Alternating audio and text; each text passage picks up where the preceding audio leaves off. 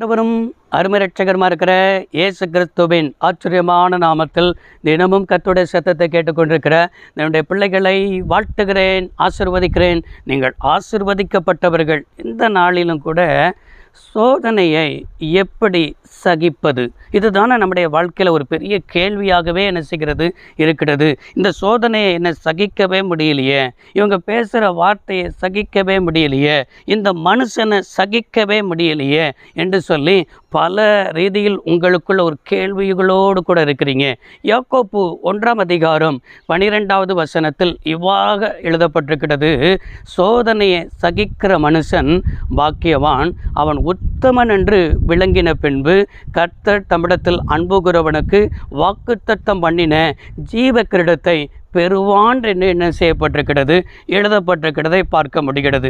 எனக்கு அருமையான கர்த்தருடைய பிள்ளைகளே, இந்த சோதனையை சகிக்கிற மனுஷன் இங்கே பாக்கியவான் என்று யாக்கோப்பு எழுதியிருக்கிறாரு.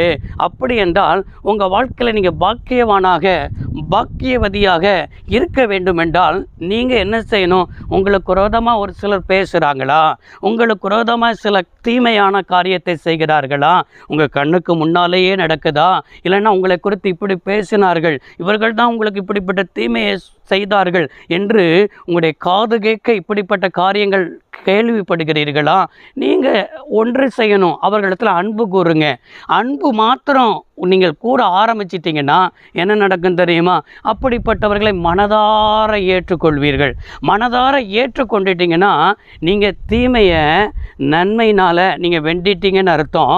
நீங்கள் நன்மையினால் வென்ற பிறகு நீங்கள் அவர்களை தீமை செய்கிறது அது நமக்கு தீமையாகவே தெரியாது. அவர்கள் நமக்கு விரோதமாக பேசுகிறதாகவே என்ன செய்யாது, தெரியாது. காரணம் என்ன தெரியுமா? நாம் அவர்கள் மேல் வைத்திருக்கிற அன்பு தான் சகலத்தையும் தாங்கும், சகலத்தையும் சகிக்கும், சகலத்தையும் நம்பும் என்று சொல்லப்பட்டிருக்கிறது. நம்முடைய வாழ்க்கையில் இந்த அன்பு இல்லாதது நிமித்தம்தான் நாம் எல்லாரையும் ஏற்றுக்கொள்ள முடியலை, எல்லாரையும் நம்மளால் என்ன செய்ய முடியலைன்னு சொன்னால் அவர்களுக்காக ஜெபிக்க முடியவில்லை. இன்றைக்கி ஆண்டவர் இயேசு நம்மளை மன்னித்தது போல நாமும் பிறரை மன்னிக்கணும்னு சொல்லி ஆண்டவர் எதிர்பார்க்கிறார். ஏதாவது கசப்போடு கூட இருக்கிறீங்களா, ஏதாவது வைராக்கியத்தோடு கூட இருக்கிறீங்களா, இவங்களை மன்னிக்கவே மாட்டேன் அப்படின்னு சொல்லி உங்களுடைய வாழ்க்கையில் காணப்படுகிறீர்களா? இன்றைக்கி அப்படிப்பட்டவர்களை ஏற்றுக்கொண்டு பாருங்கள், அப்படிப்பட்டவர்களை மனப்பூர்வமாக மன்னிச்சு பாருங்கள், அவர்களிடத்தில் அன்பு செலுத்தி பாருங்கள்.